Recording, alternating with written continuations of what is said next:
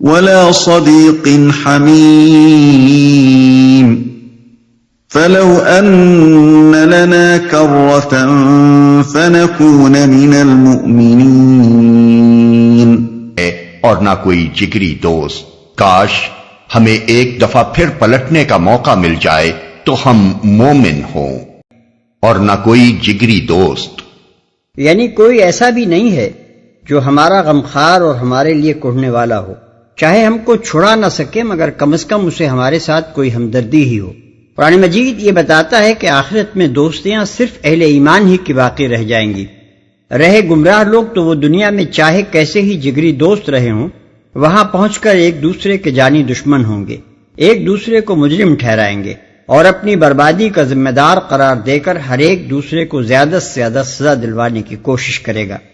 الاخلاء یومئذ بعضهم لبعض عدو الا المتقین، سورہ زخرف آیت 67. یعنی دوست اس روز ایک دوسرے کے دشمن ہوں گے مگر متقین کی دوستیاں قائم رہیں گی. ہم مومن ہوں. اس تمنا کا جواب بھی قرآن میں دے دیا گیا ہے، وَلَوْ رُدُّوا لَعَادُوا لِمَا نُهُوا عَنْهُ، سورہ انعام آیت 28.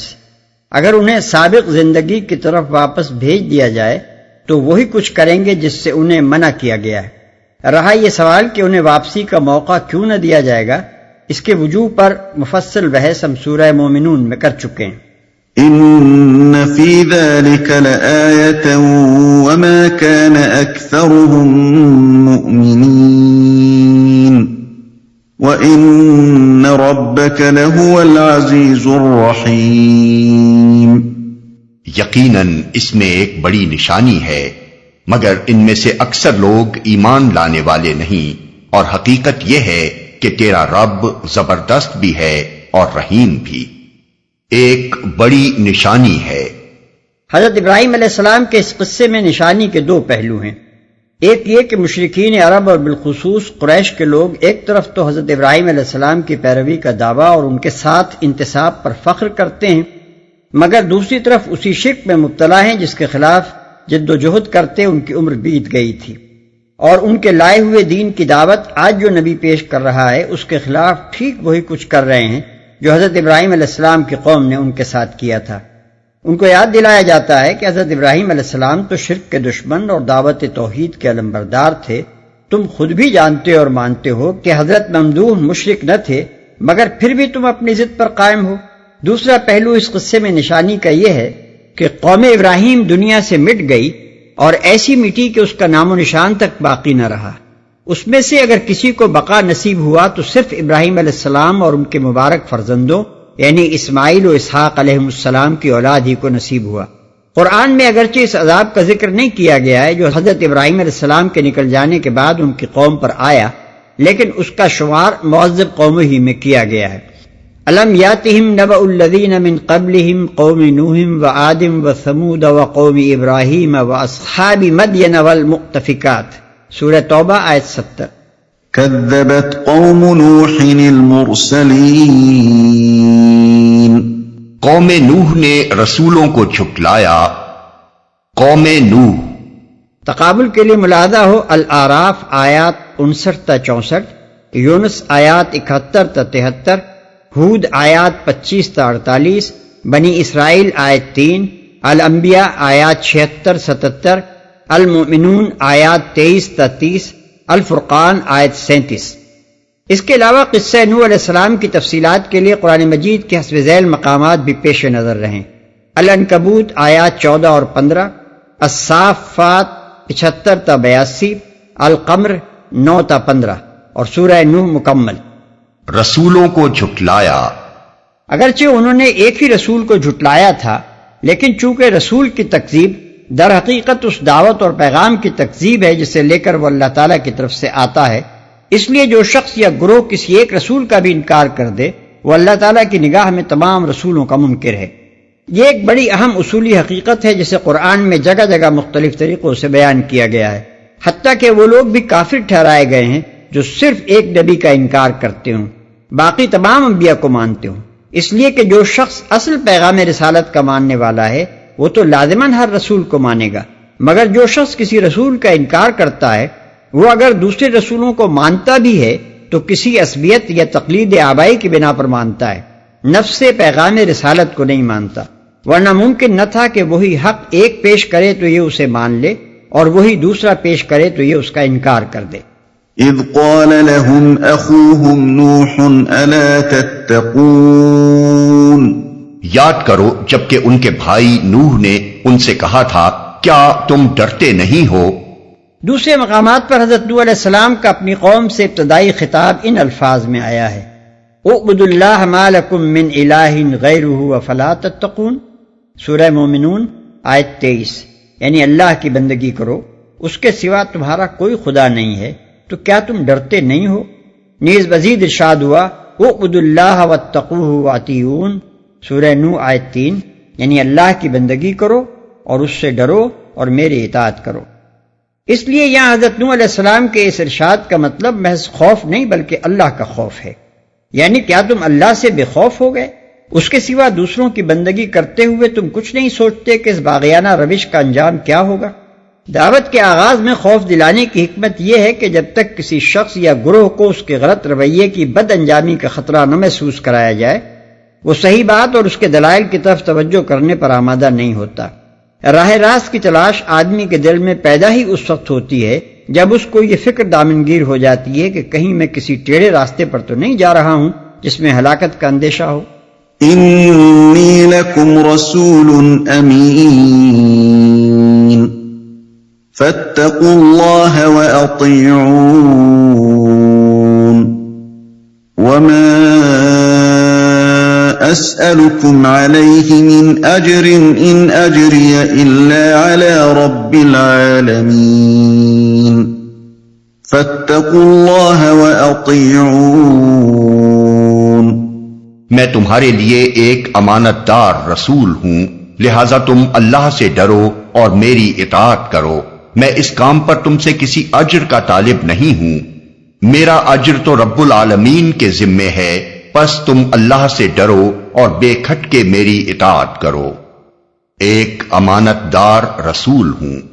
اس کے دو مفہوم ہیں، ایک یہ کہ میں اپنی طرف سے کوئی بات بنا کر یا کم و بیش کر کے بیان نہیں کرتا، بلکہ جو کچھ خدا کی طرف سے مجھ پر نازل ہوتا ہے وہی بے کم و کاس تم تک پہنچا دیتا ہوں۔ اور دوسرا مفہوم یہ ہے کہ میں ایک ایسا رسول ہوں جسے تم پہلے سے ایک امین اور راست باز آدمی کی حیثیت سے جانتے ہو۔ جب میں خلق کے معاملے میں خیانت کرنے والا نہیں ہوں تو خدا کے معاملے میں کیسے خیانت کر سکتا ہوں؟ لہذا تمہیں باور کرنا چاہیے کہ جو کچھ میں خدا کی طرف سے پیش کر رہا ہوں اس میں بھی ویسا ہی امین ہوں جیسا دنیا کے معاملات میں آج تک تم نے مجھے امین پایا ہے۔ میری اطاعت کرو، یعنی میرے رسول امین ہونے کا لازمی تقاضا یہ ہے کہ تم دوسرے سب متاعوں کی اطاعت چھوڑ کر صرف میری اطاعت کرو، اور جو احکام میں تمہیں دیتا ہوں ان کے آگے سر تسلیم خم کر دو، کیونکہ میں خداوند عالم کی مرضی کا نمائندہ ہوں۔ میری اطاعت خدا کی اطاعت ہے اور میری نافرمانی محض میری ذات کی نافرمانی نہیں بلکہ براہ راست خدا کی نافرمانی ہے۔ دوسرے الفاظ میں اس کا مطلب یہ ہے کہ رسول کا حق صرف اتنا ہی نہیں ہے کہ جن لوگوں کی طرف وہ رسول بنا کر بھیجا گیا ہے وہ اس کی صداقت تسلیم کر لیں اور اسے رسول برحق مان لیں، بلکہ اس کو خدا کا سچا رسول مانتے ہی آپ سے آپ یہ بھی لازم آ جاتا ہے کہ اس کی اطاعت کی جائے اور ہر دوسرے قانون کو چھوڑ کر صرف اسی کے لائے ہوئے قانون کا اتباع کیا جائے۔ رسول کو رسول نہ ماننا یا رسول مان کر اس کی اطاعت نہ کرنا، دونوں صورتیں دراصل خدا سے بغاوت کی ہم مانی ہیں اور دونوں کا نتیجہ خدا کے غضب میں گرفتار ہونا ہے۔ اسی لیے ایمان اور اطاعت کے مطالبے سے پہلے اللہ سے ڈرو کا تنبیہی فقرہ ارشاد فرمایا گیا تاکہ ہر مخاطب اچھی طرح کان کھول کر سن لے کہ رسول کی رسالت تسلیم نہ کرنے یا اس کی اطاعت قبول نہ کرنے کا نتیجہ کیا ہوگا۔ میرا اجر تو رب العالمین کے ذمے ہے۔ یہ اپنی صداقت پر حضرت نوح علیہ السلام کی دوسری دلیل ہے۔ پہلی دلیل یہ تھی کہ دعویٰ نبوت سے پہلے میری ساری زندگی تمہارے درمیان گزری ہے اور آج تک تم مجھے ایک امین آدمی کی حیثیت سے جانتے رہے ہو، اور دوسری دلیل یہ ہے کہ میں ایک بے غرض آدمی ہوں، تم کسی ایسے ذاتی فائدے کی نشاندہی نہیں کر سکتے جو اس کام سے مجھے حاصل ہو رہا ہو یا جس کے حصول کی میں کوشش کر رہا ہوں۔ اس بے غرضانہ طریقے سے کسی ذاتی نفع کے بغیر جب میں اس دعوت حق کے کام میں شب و روز اپنی جان کھپا رہا ہوں، اپنے اوقات اور اپنی محنتیں صرف کر رہا ہوں اور ہر طرح کی تکلیفیں اٹھا رہا ہوں، تو تمہیں باور کرنا چاہیے کہ میں اس کام میں مخلص ہوں، ایمانداری کے ساتھ جس چیز کو حق جانتا ہوں اور جس کی پیروی میں خلق خدا کی فلاح دیکھتا ہوں وہی پیش کر رہا ہوں۔ کوئی نفسانی جذبہ اس کا محرک نہیں ہے کہ اس کی خاطر میں جھوٹ گھڑ کر لوگوں کو دھوکہ دوں۔ یہ دونوں دلیلیں ان اہم دلائل میں سے ہیں جو قرآن مجید نے بار بار انبیاء علیہ السلام کی صداقت کے ثبوت میں پیش کی ہیں اور جن کو وہ نبوت کے پرکھنے کی کسوٹی قرار دیتا ہے۔ نبوت سے پہلے جو شخص ایک معاشرے میں برسوں زندگی بسر کر چکا ہو اور لوگوں نے ہمیشہ ہر معاملے میں اسے سچا اور راست باز آدمی پایا ہو، اس کے متعلق کوئی غیر متعصب آدمی مشکل ہی سے یہ شک کر سکتا ہے کہ وہ یکایک خدا کے نام سے اتنا بڑا جھوٹ بولنے پر اتر آئے گا کہ اسے نبی نہ بنایا گیا ہو اور وہ کہے کہ خدا نے مجھے نبی بنایا ہے۔ پھر دوسری اس سے بھی اہم تر بات یہ ہے کہ ایسا سفید جھوٹ کوئی شخص نیک نیتی کے ساتھ تو نہیں کھڑا کرتا، لامحالہ کوئی نفسانی غرض ہی اس فریب کاری کی محرک ہوتی ہے، اور جب کوئی شخص اپنی اغراض کے لیے اس طرح کی فریب کاری کرتا ہے تو اخفاء کی تمام کوششوں کے باوجود اس کے آثار نمایاں ہو کر رہتے ہیں۔ اسے اپنے کاروبار کو فروغ دینے کے لیے طرح طرح کے ہتھ کنڈے استعمال کرنے پڑتے ہیں جن کے گھناونے پہلو گرد و پیش کے معاشرے میں چھپائے نہیں چھپ سکتے، اور مزید برآں وہ اپنی پیری کی دکان چمکا کر کچھ نہ کچھ اپنا بھلا کرتا نظر آتا ہے۔ نذرانے وصول کیے جاتے ہیں، لنگر جاری ہوتے ہیں، جائیدادیں بنتی ہیں، زیور گھڑے جاتے ہیں، اور فقیری کا آستانہ دیکھتے دیکھتے شاہی دربار بنتا چلا جاتا ہے۔ لیکن جہاں اس کے برعکس نبوت کا دعویٰ کرنے والے شخص کی ذاتی زندگی ایسے فضائل اخلاق سے لبریز نظر آئے کہ اس میں کہیں ڈھونڈے سے بھی کسی فریب کارانہ ہتھ کنڈے کا نشان نہ مل سکے، اور اس کام سے کوئی ذاتی فائدہ اٹھانا تو درکنار، وہ اپنا سب کچھ اسی خدمت بے مزد کی نظر کر دے، وہاں جھوٹ کا شبہ کرنا کسی معقول انسان کے لیے ممکن نہیں رہتا۔ کوئی شخص جو عقل بھی رکھتا ہو اور بے انصاف بھی نہ ہو یہ تصور نہیں کر سکتا کہ آخر ایک اچھا بھلا آدمی جو اطمینان کی زندگی بسر کر رہا تھا کیوں بلا وجہ ایک جھوٹا دعویٰ لے کر اٹھے، جبکہ اسے کوئی فائدہ اس جھوٹ سے نہ ہو، بلکہ وہ الٹا اپنا مال، اپنا وقت اور اپنی ساری قوتیں اور محنتیں اس کام میں کھپا رہا ہو، اور بدلے میں دنیا بھر کی دشمنی مول لے رہا ہو۔ ذاتی مفاد کی قربانی آدمی کے مخلص ہونے کی سب سے زیادہ نمایاں دلیل ہوتی ہے۔ یہ قربانی کرتے جس کو سالوں بیت جائیں اسے بدنیت یا خود غرض سمجھنا خود اس شخص کی اپنی بدنیتی کا ثبوت ہوتا ہے جو ایسے آدمی پر یہ الزام لگائے۔ بے کھٹکے میری اطاعت کرو۔ اس فقرے کی تکرار بے وجہ نہیں ہے، پہلے یہ ایک اور مناسبت سے فرمایا گیا تھا اور یہاں ایک دوسری مناسبت سے اس کو دہرایا گیا ہے۔ اوپر انی لکم رسول امین سے فاتقوا اللہ کے فقرے کی مناسبت یہ تھی کہ جو شخص اللہ کی طرف سے ایک امانت دار رسول ہے جس کی صفت امانت سے تم لوگ خود بھی واقف ہو، اسے جھٹلاتے ہوئے خدا سے ڈرو، اور یہاں ما اسألکم علیہ من اجر سے اس فقرے کی مناسبت یہ ہے کہ جو شخص اپنے کسی ذاتی فائدے کے بغیر محض اصلاح خلق کے لیے پورے اخلاص کے ساتھ کام کر رہا ہے اس کی نیت پر حملہ کرتے ہوئے خدا سے ڈرو۔ اس بات کو اتنا زور دے کر بیان کرنے کی وجہ یہ تھی کہ قوم کے سردار حضرت نوح علیہ السلام کے مخلصانہ دعوت حق میں کیڑے ڈالنے کے لیے ان پر یہ الزام لگاتے تھے کہ یہ شخص دراصل یہ ساری دوڑ دھوپ اپنی بڑائی کے لیے کر رہا ہے۔ یرید ان یتفضل علیکم، سورہ مومنون آیت 24، یعنی یہ چاہتا ہے کہ تم پر فضیلت حاصل کرے۔ قالوا انؤمن لك واتبعك الارذلون، انہوں نے جواب دیا کیا ہم تجھے مان لیں حالانکہ تیری پیروی رذیل ترین لوگوں نے اختیار کی ہے۔ یہ لوگ جنہوں نے حضرت نوح علیہ السلام کو دعوت حق کا یہ جواب دیا ان کی قوم کے سردار شیوخ اور اشراف تھے، جیسا کہ دوسرے مقام پر اسی قصے کے سلسلے میں بیان ہوا ہے۔ فقال الملأ الذين كفروا من قومه ما نراك الا بشرا مثلنا وما نراك اتبعك الا الذين هم اراذلنا بادي الرأي وما نرى لكم علينا من فضل، سورہ ہود آیت 27۔ یعنی اس کی قوم کے کافر سرداروں نے کہا ہمیں تو تم اس کے سوا کچھ نظر نہیں آتے کہ بس ایک انسان ہو ہم جیسے، اور ہم دیکھ رہے ہیں کہ تمہاری پیروی صرف ان لوگوں نے بے سمجھے بوجھے اختیار کر لی ہے جو ہمارے ہاں کے اراذل ہیں، اور ہم کوئی چیز بھی ایسی نہیں پاتے جس میں تم لوگ ہم سے بڑھے ہوئے ہو۔ اس سے معلوم ہوا کہ حضرت نوح علیہ السلام پر ایمان لانے والے زیادہ تر غریب لوگ، چھوٹے چھوٹے پیشہ ور لوگ یا ایسے نوجوان تھے جن کی قوم میں کوئی حیثیت نہ تھی۔ رہے اونچے طبقے کے بااثر اور خوشحال لوگ تو وہ ان کی مخالفت پر کمر بستہ تھے، اور وہی اپنی قوم کے عوام کو طرح طرح کے فریب دے دے کر اپنے پیچھے لگائے رکھنے کی کوشش کر رہے تھے۔ اس سلسلے میں جو دلائل وہ حضرت نوح علیہ السلام کے خلاف پیش کرتے تھے، ان میں سے ایک استدلال یہ تھا کہ اگر نوح کی دعوت میں کوئی وزن ہوتا تو قوم کے عمراء، علماء، مذہبی پیشوا، معززین اور سمجھدار لوگ اسے قبول کرتے، لیکن ان میں سے تو کوئی بھی اس شخص پر ایمان نہیں لایا ہے۔ اس کے پیچھے لگے ہیں ادنا طبقوں کے چند نادان لوگ جو کوئی سمجھ بوجھ نہیں رکھتے۔ اب کیا ہم جیسے بلند پایا لوگ ان بے شعور اور کمین لوگوں کے زمرے میں شامل ہو جائیں؟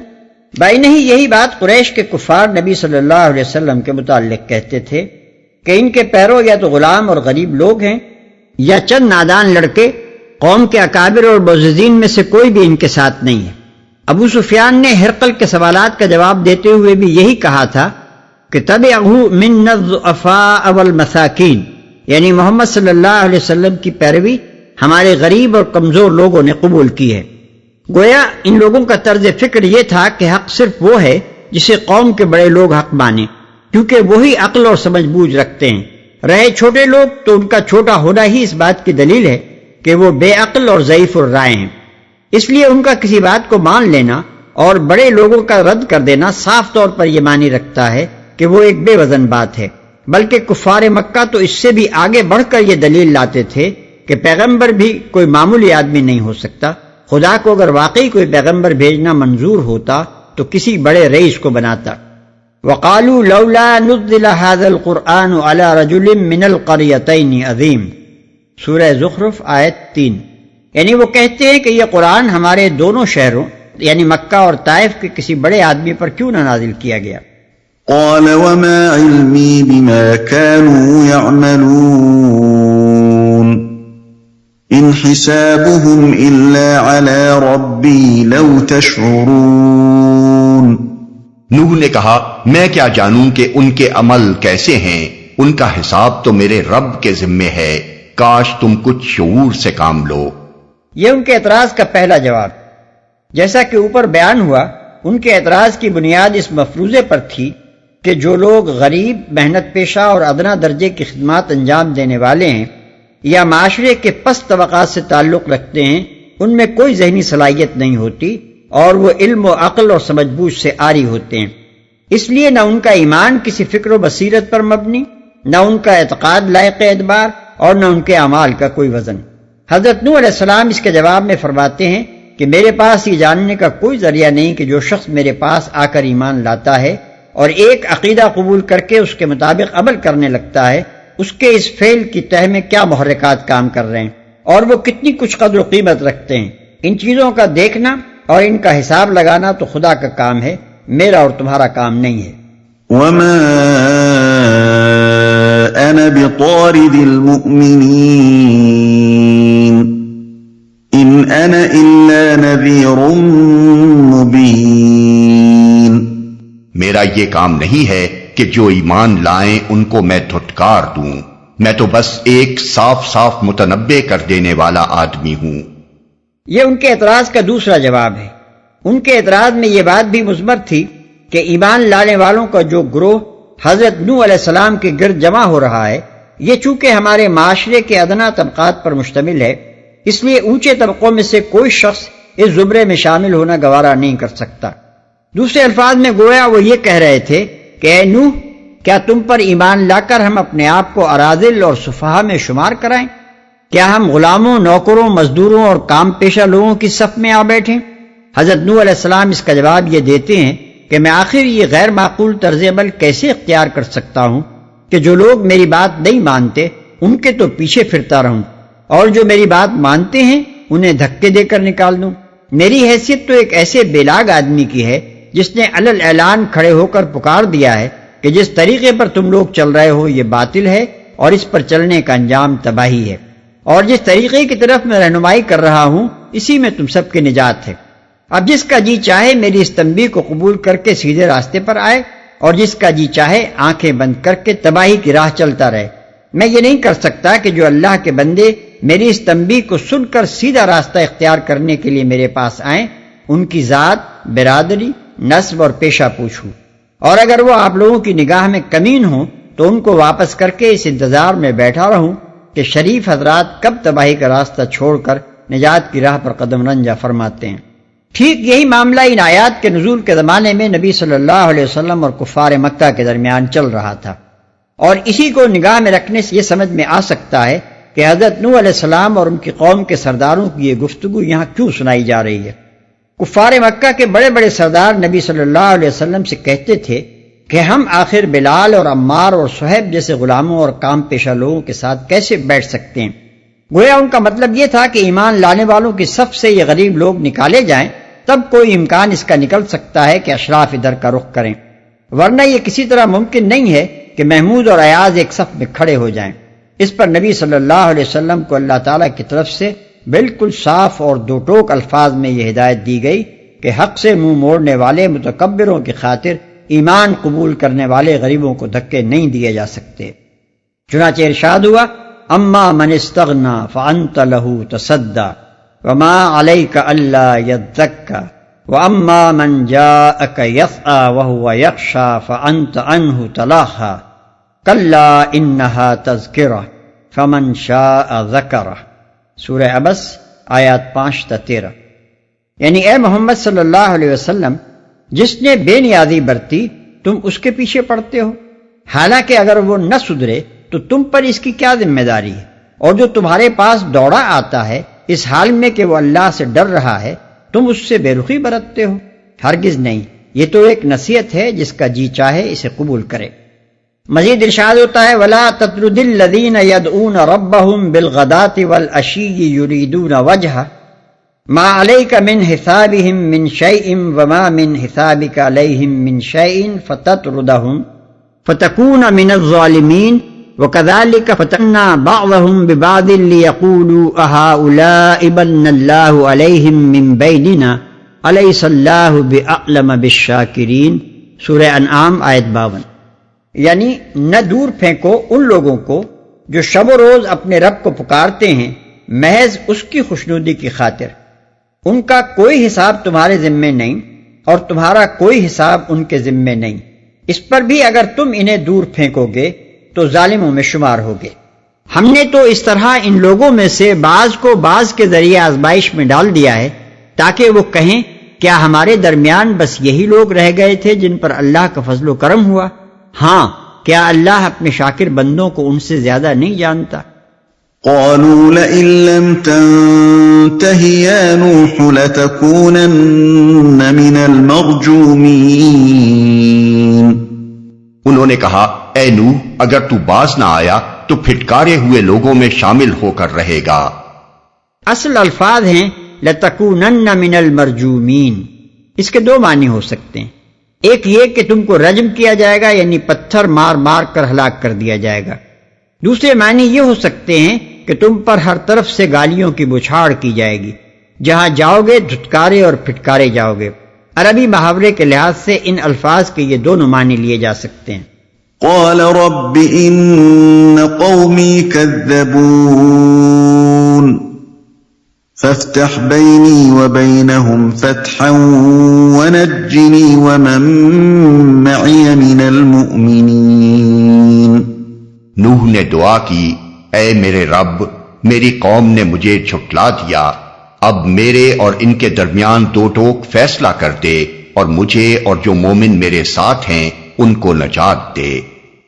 میری قوم نے مجھے جھٹلا دیا، یعنی آخری اور قطعی طور پر جھٹلا دیا ہے، جس کے بعد اب کسی تصدیق و ایمان کی امید باقی نہیں رہی۔ ظاہر کلام سے کوئی شخص اس شبے میں نہ پڑے کہ بس پیغمبر اور سرداران قوم کے درمیان اوپر کی گفتگو ہوئی اور ان کی طرف سے پہلی ہی تکذیب کے بعد پیغمبر نے اللہ تعالیٰ کے حضور رپورٹ پیش کر دی کہ یہ میری نبوت نہیں مانتے، اب آپ میرے اور ان کے مقدمے کا فیصلہ فرما دیں۔ قرآن مجید میں مختلف مقامات پر اس طویل کشمکش کا ذکر کیا گیا ہے جو حضرت نوح علیہ السلام کی دعوت اور ان کی قوم کے اصرار علی الکفر کے درمیان صدیوں برپا رہی۔ سورہ عنکبوت میں بتایا گیا ہے کہ اس کشمکش کا زمانہ 950 برس تک ممتد رہا ہے۔ چنانچہ ارشاد ہوتا ہے فَلَبِثَ فِيهِمْ أَلْفَ سَنَةٍ إِلَّا 50 عَامًا۔ آیت 14۔ حضرت نوح علیہ السلام نے اس زمانے میں پشت در پشت ان کے اجتماعی طرز عمل کو دیکھ کر نہ صرف یہ اندازہ فرما لیا کہ ان کے اندر قبول حق کی کوئی صلاحیت باقی نہیں رہی ہے، بلکہ یہ رائے بھی قائم کر لی کہ آئندہ ان کی نسلوں سے بھی نیک اور ایماندار آدمیوں کے اٹھنے کی توقع نہیں ہے۔ چنانچہ وہ کہتے ہیں انک ان تذرہم یضلوا عبادک ولا یلدوا الا فاجرا کفارا، سورہ نوح آیت 27۔ یعنی اے رب اگر تو نے انہیں چھوڑ دیا تو یہ تیرے بندوں کو گمراہ کریں گے، اور ان کی نسل سے جو بھی پیدا ہوگا فاجر اور سخت منکر حق ہوگا۔ خود اللہ تعالیٰ نے بھی حضرت نوح علیہ السلام کی اس رائے کو درست قرار دیا اور اپنے علم کامل و شامل کے بنا پر فرمایا لن یؤمن من قومک الا من قد آمن فلا تبتئس بما كانوا يفعلون، سورہ ہود آیت 36۔ تیری قوم میں سے جو ایمان لا چکے بس وہ لا چکے، اب کوئی ایمان لانے والا نہیں ہے، لہذا اب ان کے کرتوتوں پر غم کھانا چھوڑ دے، ان کو نجات دے۔ یعنی صرف یہی فیصلہ نہ کر دے کہ حق پر کون ہے اور باطل پر کون، بلکہ وہ فیصلہ اس شکل میں نافذ فرما کہ باطل پرست تباہ کر دیے جائیں اور حق پرست بچا لیے جائیں۔ یہ الفاظ کہ مجھے اور میرے مومن ساتھیوں کو بچا لے خود بخود اپنے اندر یہ مفہوم رکھتے ہیں کہ باقی لوگوں پر عذاب نازل کر اور انہیں حرف غلط کی طرح مٹا کر رکھ دے۔ فَأَنجَيْنَاهُ وَمَن مَّعَهُ فِي الْفُلْكِ الْمَشْحُونِ ثُمَّ أَغْرَقْنَا بَعْدُ الْبَاقِينَ۔ آخر کار ہم نے اس کو اور اس کے ساتھیوں کو ایک بھری ہوئی کشتی میں بچا لیا اور اس کے بعد باقی لوگوں کو غرق کر دیا۔ ایک بھری ہوئی کشتی میں بچا لیا۔ بھری ہوئی کشتی سے مراد یہ ہے کہ وہ کشتی ایمان لانے والے انسانوں اور تمام جانوروں سے بھر گئی تھی جن کا ایک ایک جوڑا ساتھ رکھ لینے کی ہدایت فرمائی گئی تھی۔ اس کی تفصیل کے لیے ملاحظہ ہو سورہ ہود آیت 40۔ ان فی ذلک لآیۃ وما کان اکثرهم مؤمنین وان ربک لہو العزیز الرحیم۔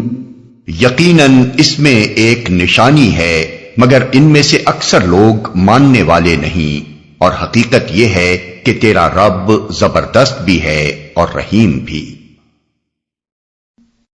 کذبت عاد المرسلین، عاد نے رسولوں کو جھٹلایا۔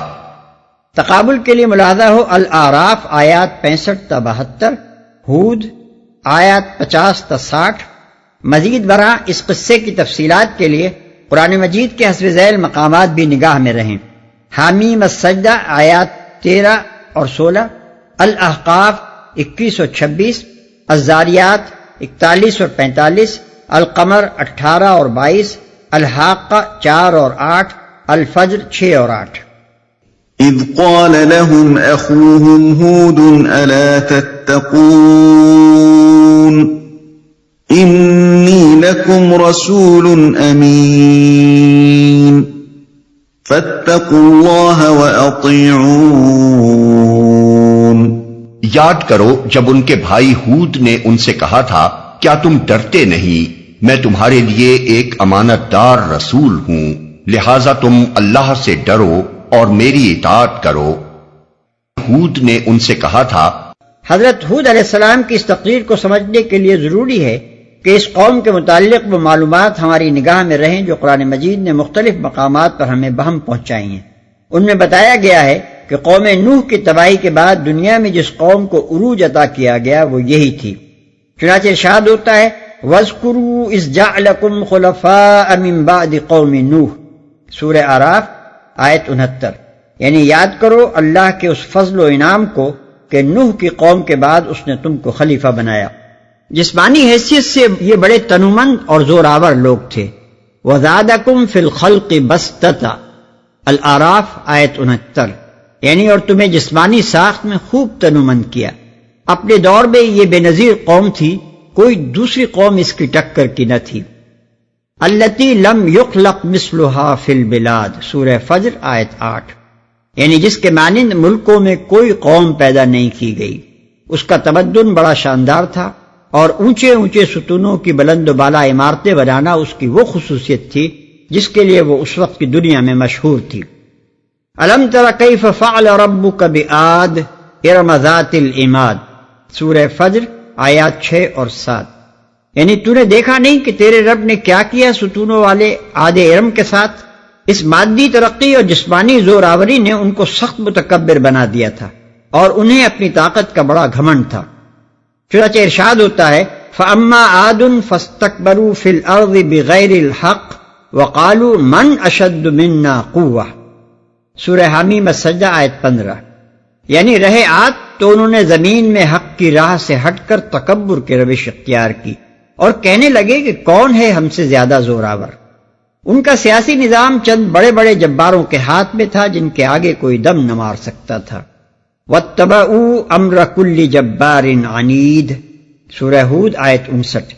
یعنی اور انہوں نے ہر جبار دشمن حق کے حکم کی پیروی کی۔ مذہبی حیثیت سے یہ اللہ تعالیٰ کی ہستی کے منکر نہ تھے بلکہ شرک میں مبتلا تھے۔ ان کو اس بات سے انکار تھا کہ بندگی صرف اللہ کی ہونی چاہیے۔ قالوا اجئتنا لنعبد اللہ وحدہ ونذر ما کان یعبد آباؤنا، سورہ الاعراف آیت 70۔ انہوں نے ہود علیہ السلام سے کہا کیا تو ہمارے پاس اس لیے آیا ہے کہ ہم صرف ایک اللہ کی بندگی کریں اور ان کو چھوڑ دیں جن کی عبادت ہمارے باپ دادا کرتے تھے؟ ان خصوصیات کو نظر میں رکھنے سے حضرت ہود علیہ السلام کی یہ تقریر دعوت اچھی طرح سمجھ میں آ سکتی ہے۔ وما أسألكم عليه من أجر إن أجري إلا على رب العالمين، میں اس کام پر تم سے کسی اجر کا طالب نہیں ہوں، میرا اجر تو رب العالمین کے ذمے ہے۔ أتبنون بكل ريع آية تعبثون وتتخذون مصانع لعلكم تخلدون، یہ تمہارا کیا حال ہے کہ ہر اونچے مقام پر لا حاصل ایک یادگار عمارت بنا ڈالتے ہو اور بڑے بڑے قصر تعمیر کرتے ہو، گویا تمہیں ہمیشہ رہنا ہے۔ یادگار عمارت بنا ڈالتے ہو، یعنی محض اپنی عظمت و خوشحالی کا مظاہرہ کرنے کے لیے ایسی عالیشان عمارتیں تعمیر کرتے ہو جن کا کوئی مصرف نہیں، جن کی کوئی حاجت نہیں، جن کا کوئی فائدہ اس کے سوا نہیں کہ وہ بس تمہاری دولت و شوکت کی نمود کے لیے ایک نشانی کے طور پر کھڑی رہیں۔ گویا تمہیں ہمیشہ رہنا ہے۔ یعنی تمہاری دوسری قسم کی تعمیرات ایسی ہیں جو اگرچہ استعمال کے لیے ہیں مگر ان کو شاندار، مزین اور مستحکم بنانے میں تم اس طرح اپنی دولت، محنت اور قابلیتیں صرف کرتے ہو جیسے دنیا میں ہمیشہ رہنے کا سامان کر رہے ہو، جیسے تمہاری زندگی کا مقصد بس یہیں کے عیش کا اہتمام کرنا ہے اور اس کے ماورا کوئی چیز نہیں ہے جس کی تمہیں فکر ہو۔ اس سلسلے میں یہ بات ملحوظ خاطر رہنی چاہیے کہ بلا ضرورت یا ضرورت سے زیادہ شاندار عمارتیں بنانا کوئی منفرد فعل نہیں ہے جس کا ظہور کسی قوم میں اس طرح ہو سکتا ہو کہ اس کی اور سب چیزیں تو ٹھیک ہوں اور بس یہی ایک کام وہ غلط کرتی ہو۔ یہ صورتحال تو ایک قوم میں رونما ہی اس وقت ہوتی ہے جب ایک طرف اس میں دولت کی ریل پیل ہوتی ہے اور دوسری طرف اس کے اندر نفس پرستی اور مادہ پرستی کی شدت بڑھتے بڑھتے جنون کی حد کو پہنچ جاتی ہے۔ اور یہ حالت جب کسی قوم میں پیدا ہوتی ہے تو اس کا سارا ہی نظام تمدن فاسد ہو جاتا ہے۔ حضرت ہود علیہ السلام نے اپنی قوم کی تعمیرات پر جو گرفت کی اس سے مقصود یہ نہیں تھا کہ ان کے نزدیک صرف یہ عمارتیں ہی بجائے خود قابل اعتراض تھیں، بلکہ دراصل وہ بحیثیت مجموعی ان کے فساد تمدن و تہذیب پر گرفت کر رہے تھے، اور ان عمارتوں کا ذکر انہوں نے اس حیثیت سے کیا تھا کہ سارے ملک میں ہر طرف یہ بڑے بڑے پھوڑے اس فساد کی نمایاں ترین علامت کے طور پر ابھرے نظر آتے تھے۔ وَإِذَا بَطَشْتُم بَطَشْتُمْ جَبَّارِينَ فَاتَّقُوا اللَّهَ وَأَطِيعُونِ، اور جب کسی پر ہاتھ ڈالتے ہو جبار بن کر ڈالتے ہو، پس تم لوگ اللہ سے ڈرو اور میری اطاعت کرو۔ جبار بن کر ڈالتے ہو یعنی اپنا معیار زندگی بلند کرنے میں تو تم اس قدر غلو کر گئے ہو کہ رہنے کے لیے تم کو مکان نہیں، محل اور قصر درکار ہیں، اور ان سے بھی جب تمہاری تسکین نہیں ہوتی تو بلا ضرورت عالیشان عمارتیں بنا ڈالتے ہو جن کا کوئی مصرف اظہار قوت و ثروت کے سوا نہیں ہے۔ لیکن تمہارا معیار انسانیت اتنا گرا ہوا ہے کہ کمزوروں کے لیے تمہارے دلوں میں کوئی رحم نہیں، غریبوں کے لیے تمہاری سرزمین میں کوئی انصاف نہیں، گرد و پیش کی ضعیف قومیں ہوں یا خود اپنے ملک کے پست طبقات سب تمہارے جبر و ظلم کی چکی میں پس رہے ہیں اور کوئی تمہاری چیرہ دستیوں سے بچا نہیں رہ گیا ہے۔ واتقوا الذي أمدكم بما تعلمون أمدكم بأنعام وبنين وجنات وعيون إني أخاف عليكم عذاب يوم عظيم۔ ڈرو اس سے جس نے وہ کچھ تمہیں دیا ہے جو تم جانتے ہو، تمہیں جانور دیے، اولادیں دیں، باغ دیے اور چشمے دیے، مجھے تمہارے حق میں ایک بڑے دن کے عذاب کا ڈر ہے۔ قالوا سواء علينا أوعظت أم لم تكن من الواعظين إن هذا إلا خلق الأولين وما نحن بمعذبين فكذبوه فأهلكناهم إن في ذلك لآية وما كان أكثرهم مؤمنين وَإِنَّ رَبَّكَ لَهُوَ الْعَزِيزُ الرَّحِيمُ۔ انہوں نے جواب دیا، تو نصیحت کر یا نہ کر ہمارے لیے سب یکساں ہے، یہ باتیں تو یوں ہی ہوتی چلی آئی ہیں اور ہم عذاب میں مبتلا ہونے والے نہیں ہیں۔ آخر کار انہوں نے اسے جھٹلا دیا اور ہم نے ان کو ہلاک کر دیا۔ یقیناً اس میں ایک نشانی ہے مگر ان میں سے اکثر لوگ ماننے والے نہیں ہیں، اور حقیقت یہ ہے کہ تیرا رب زبردست بھی ہے اور رحیم بھی۔ یوں ہی ہوتی چلی آئی ہیں۔ اس کے دو معنی ہو سکتے ہیں، ایک یہ کہ جو کچھ ہم کر رہے ہیں یہ آج کوئی نئی چیز نہیں ہے، صدیوں سے ہمارے باپ دادا یہی کچھ کرتے چلے آ رہے ہیں، یہی ان کا دین تھا، یہی ان کا تمدن تھا، اور ایسے ہی ان کے اخلاق اور معاملات تھے۔ کون سی آفت ان پر ٹوٹ پڑی تھی کہ اب ہم اس کے ٹوٹ پڑنے کا اندیشہ کریں؟ اس طرز زندگی میں کوئی خرابی ہوتی تو پہلے ہی وہ عذاب آ چکا ہوتا جس سے تم ڈراتے ہو۔ دوسرے معنی یہ بھی ہو سکتے ہیں کہ جو باتیں تم کر رہے ہو ایسی ہی باتیں پہلے بھی بہت سے مذہبی خپتی اور اخلاق کی باتیں بھگاڑنے والے کرتے رہے ہیں، مگر دنیا کی گاڑی جس طرح چل رہی تھی اسی طرح چلے جا رہی ہے۔ تم جیسے لوگوں کی باتیں نہ ماننے کا یہ نتیجہ کبھی برآمد نہ ہوا کہ یہ گاڑی کسی صدمے سے دوچار ہو کر الٹ گئی ہوتی۔ ہم نے ان کو ہلاک کر دیا۔ اس قوم کے ہلاک ہونے کی جو تفصیل قرآن مجید میں بیان کی گئی ہے وہ یہ ہے کہ اچانک زور کی آندھی اٹھی، یہ لوگ دور سے اس کو اپنی وادیوں کی طرف آتے دیکھ کر سمجھے کہ گھٹا چھائی ہے، خوشیاں منانے لگے کہ اب خوب بارش ہوگی، مگر وہ تھا خدا کا عذاب۔ 8 دن اور 7 راتوں تک مسلسل ایسی طوفانی ہوا چلتی رہی جس نے ہر چیز کو تباہ کر ڈالا۔ اس کے زور کا یہ عالم تھا کہ اس نے آدمیوں کو اٹھا اٹھا کر پھینک دیا۔ اس کی گرمی اور خشکی کا یہ حال تھا کہ جس چیز پر سے گزر گئی اسے بوسیدہ کر کے رکھ دیا۔ اور یہ طوفان اس وقت تک نہ تھما جب تک اس ظالم قوم کا ایک ایک متنفس ختم نہ ہو گیا۔ بس ان کی بستیوں کے کھنڈر ہی ان کے انجام کی داستان سنانے کے لیے کھڑے رہ گئے، اور آج کھنڈر بھی باقی نہیں ہے۔ احقاف کا پورا علاقہ ایک خوفناک ریگستان بن چکا ہے۔ كذبت ثمود المرسلين، سمود نے رسولوں کو جھٹلایا۔ تقابل کے لیے ملاحظہ ہو، الاعراف آیات 73 تا 79، ہود آیت 61 اور 68، الحجر آیت 80 اور 84، بنی اسرائیل آیت 59، اور مزید تفصیلات کے لیے قرآن مجید کے حسب ذیل مقامات بھی پیش نظر رہیں۔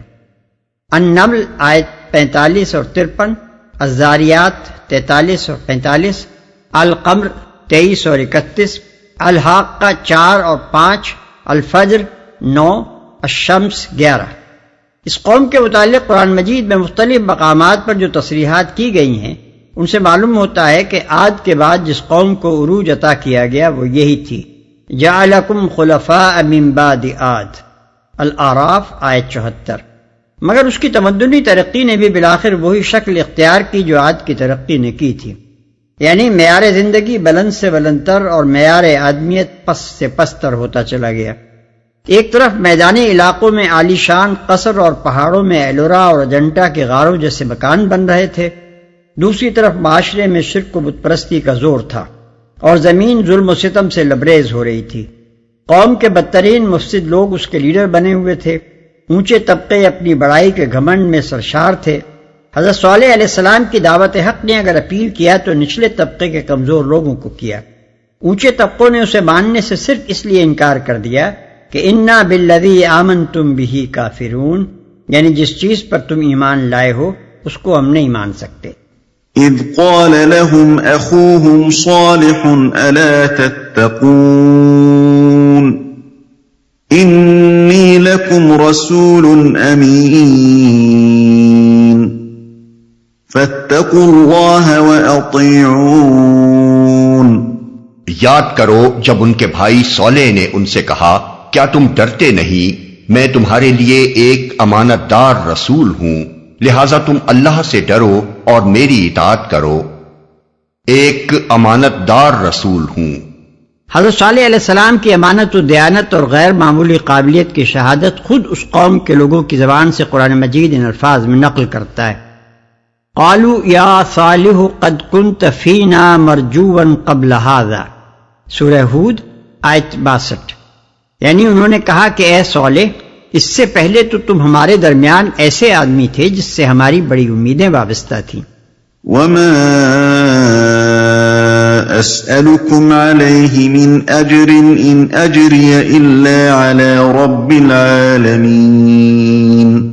میں اس کام پر تم سے کسی اجر کا طالب نہیں ہوں، میرا اجر تو رب العالمین کے ذمے ہے۔ اتتركون فيما هاهنا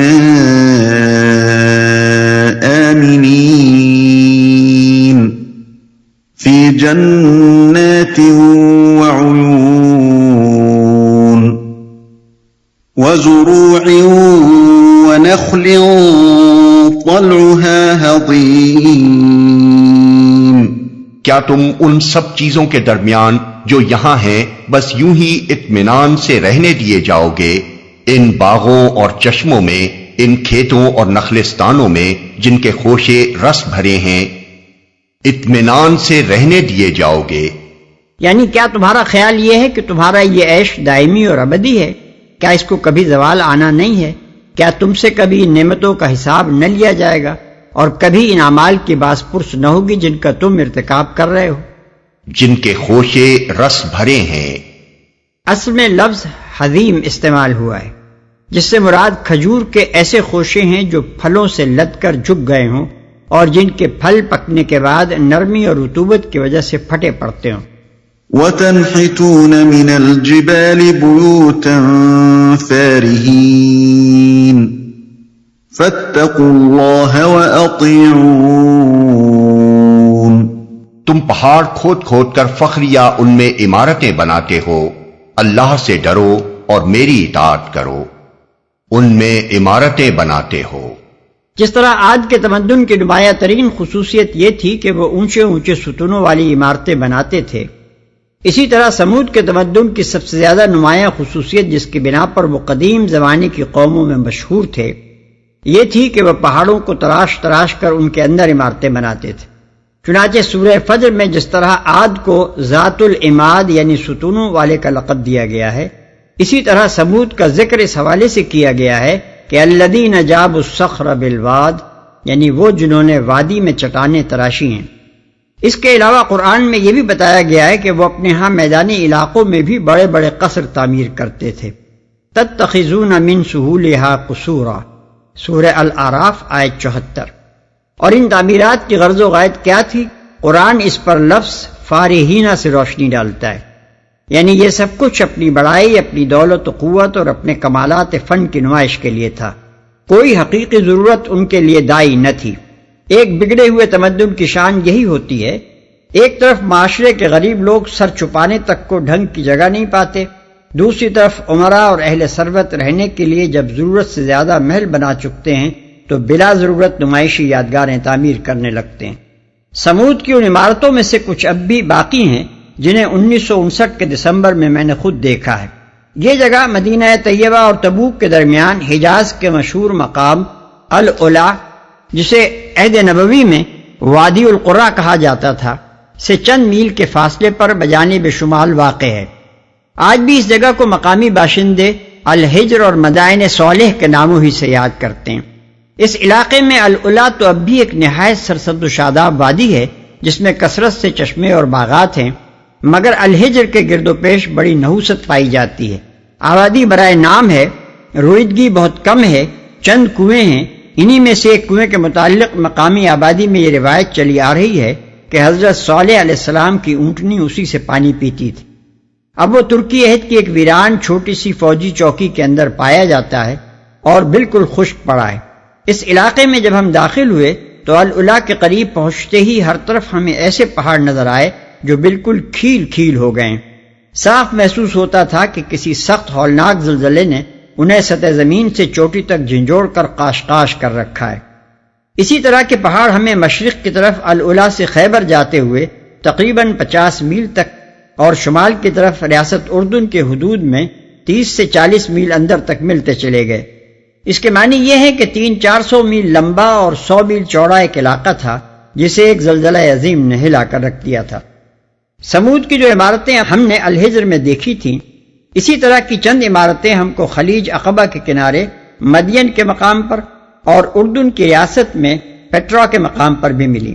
خصوصیت کے ساتھ پیٹرا میں سمود کی عمارات اور نبتیوں کی بنائی ہوئی عمارات پہلو بپہلو موجود ہیں، اور ان کی تراش خراش اور طرز تعمیر میں اتنا نمایاں فرق ہے کہ ہر شخص ایک نظر دیکھ کر ہی سمجھ سکتا ہے کہ یہ دونوں نہ ایک زمانے کی ہیں اور نہ یہ ایک ہی قوم کا طرز تعمیر ہے۔ انگریز مستشرق ڈاٹی قرآن کو جھوٹا ثابت کرنے کے لیے الحجر کی عمارات کے متعلق یہ دعویٰ کرتا ہے کہ یہ سمود کی نہیں بلکہ نبتیوں کی بنائی ہوئی عمارات ہیں، لیکن دونوں قوموں کی عمارات کا فرق اس قدر واضح ہے کہ ایک اندھا ہی انہیں ایک قوم کی عمارات کہہ سکتا ہے۔ میرا اندازہ یہ ہے کہ پہاڑ تراش کر ان کے اندر عمارتیں بنانے کا فن سمود سے شروع ہوا، اس کے ہزاروں سال بعد نبتیوں نے دوسری اور پہلی صدی قبل مسیح میں اسے عروج پر پہنچایا، اور پھر ایلورا میں جس کے غار پیٹرا سے تقریباً 700 برس بعد کے ہیں، یہ فن اپنے کمال کو پہنچ گیا۔